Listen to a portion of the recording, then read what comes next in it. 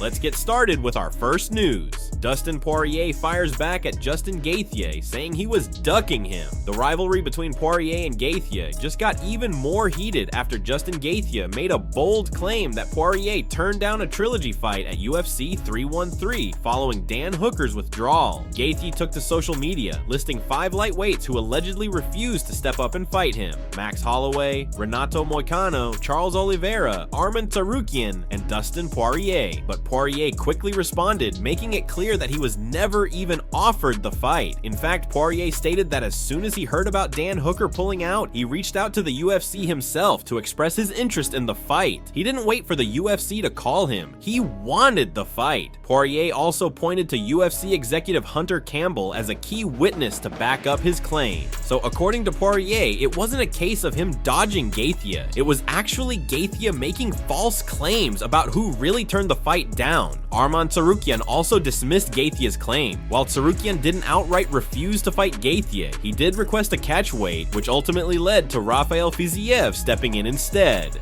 Fiziev agreed to fight Gaethje at 156 pounds, setting up a massive rematch at UFC 313. Now, fans are in for an absolute banger because their first fight was nothing short of a war. It was a non-stop display of violence, one that left fans wanting more. This rematch isn't just about moving up in the rankings, it's about settling the score. Both fighters are coming in with something to prove, and neither of them wants to walk away as the loser. The lightweight division is already stacked, and a statement win in this fight could push either of them into title contention. Gaethje and Fiziev first clashed at UFC 286 in London's O2 Arena, where they put on a fight of the night performance.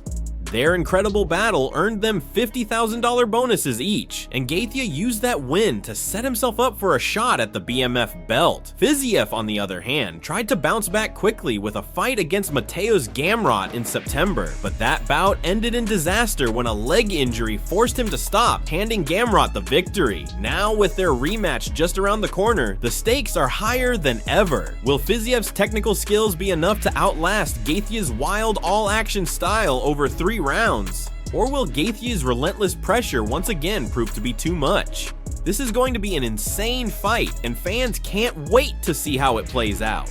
Leave your comments below. Moving on to the second news, Justin Gaethje wants to jump Ilia Topuria to fight Islam Makhachev. Gaethje has made it clear his ultimate goal is to secure a lightweight title shot, and he firmly believes that a victory at UFC 313 could be the key to making that happen.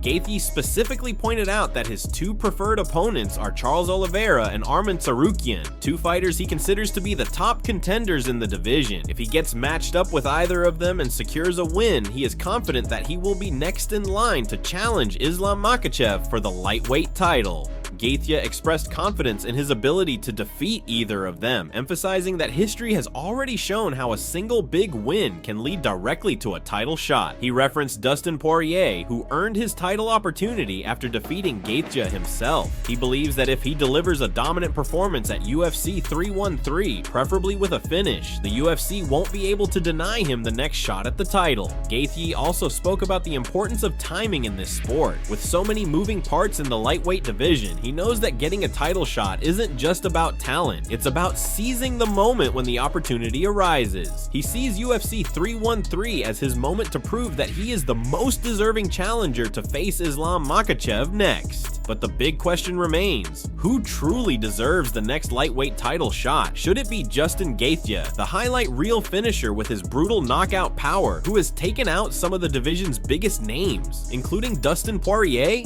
Or does Charles Oliveira, the former champion, deserve another shot at the gold? Known for his dominant submission game, Oliveira has already proven his championship caliber and recently picked up a big win over Michael Chandler. And what about Ilia Topuria? Despite being a featherweight, Topuria has made a massive impact, tearing through his division and calling for a title shot immediately after moving up. Should Gaethje get his wish, or should the UFC consider other contenders first? Let us know who you believe has earned it the most and why.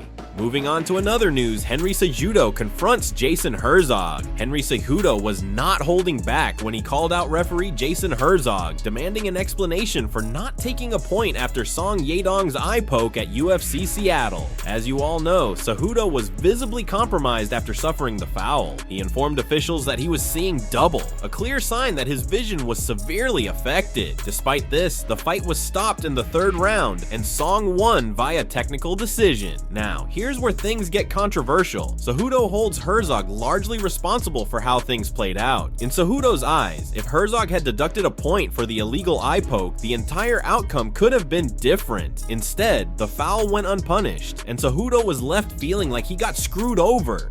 Frustrated and looking for answers, Cejudo decided to take this public. He posted the footage of his confrontation with Herzog on Instagram, and he did not hold back in his caption. He wrote, "Respect to Jason Herzog for having this conversation with me and owning up to his mistake. This says a lot about who he is as a man. That being said, I still have a loss on my record. I still missed out on a much bigger payday. Song just moved up 2 spots in the rankings while I dropped 2 spots. And on top of that, my damn eye is still messed up." Song continues to reap the benefits of committing an egregious foul while I continue to get screwed. Just make it make sense. It's clear that Cejudo is not happy with how this situation unfolded, and honestly, he has a point. The UFC has seen plenty of fight-changing fouls over the years, and there have been cases where point deductions were given immediately. So why didn't it happen here? To Herzog's credit, he didn't completely dismiss Cejudo's concerns. In their conversation, he admitted that he might have made a mistake. He acknowledged that upon reviewing the fight, he could have taken a point and should have stopped the action sooner. But does that really fix the situation for Cejudo? Absolutely not. So now the question remains, what should the UFC do about this? Should there be stronger rules to immediately deduct points for illegal eye pokes? Should Cejudo get a rematch? Or is this just another unfortunate case of a bad call affecting a fighter's career? Let us know what you think. Did Jason Herzog make the wrong call? And more importantly, should Henry Cejudo get another shot at Song Yadong? Moving on to another news, Kamaru Usman believes Ilia Topuria deserves a lightweight title shot. The debate over why Ilia Topuria deserves the next lightweight title shot against Islam Makhachev is gaining serious momentum. Fans and analysts have been discussing whether Topuria has done enough to earn an immediate title opportunity, and now even former UFC welterweight champion Kamaru Usman has thrown his support behind him.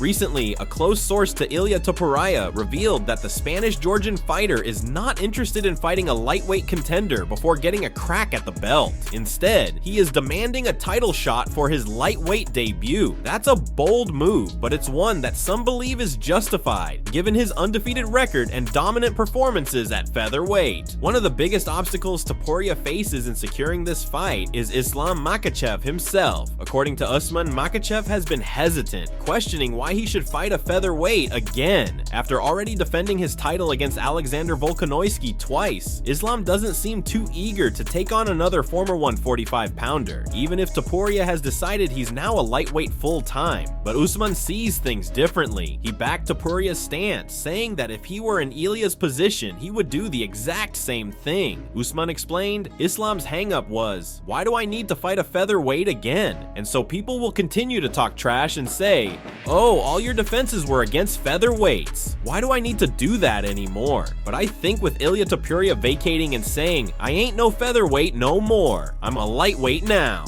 1000% he's next in line for that title shot. Usman is making it clear, if Topuria has truly moved up and vacated his featherweight status, then he should be treated as a lightweight contender immediately. And let's be real, Topuria has been on an absolute tear. He's dominated elite competition, finishing opponents in spectacular fashion. His striking is crisp, his grappling is high level, and his confidence through the roof.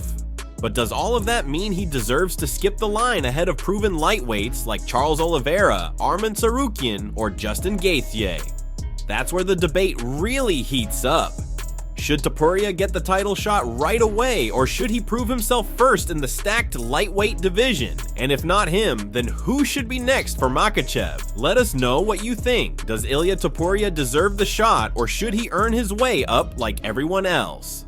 Finally, moving on to the last news, Renato Moicano and Gilbert Burns are not happy with Jose Aldo's matchmaking. The recently announced fight between Jose Aldo and Ayman Zahabi has sparked major backlash from fans. Many are disappointed with the matchup, believing that at this stage in Aldo's legendary career, he should be fighting bigger names. Instead of taking on rising prospects or lesser-known fighters, fans argue that Aldo deserves high-profile matchups against fellow UFC legends, or at least top contenders. This sentiment isn't just coming from fans. Renato Moicano and Gilbert Burns feel the same way. The two Brazilian fighters openly questioned the UFC's decision, admitting they're confused by the bizarre matchmaking. Moicano, known for his unfiltered takes, didn't hold back his thoughts. "Brother, I didn't like that fight. That's the strangest matchup I've ever seen. Why the hell did they make that fight? Why are they doing my guy like that?" Meanwhile, Burns also expressed frustration over the fight, suggesting that the UFC is paying Aldo big money to take these low-risk matchups rather than putting him in fights that make sense for his career. There's even speculation that Aldo is making well over $1 million for this fight. Both Moicano and Burns believe that the UFC might be using Aldo to build new stars, essentially keeping him active while elevating younger fighters. But does this really benefit Aldo, or is it a sign that the UFC no longer sees him as a serious contender?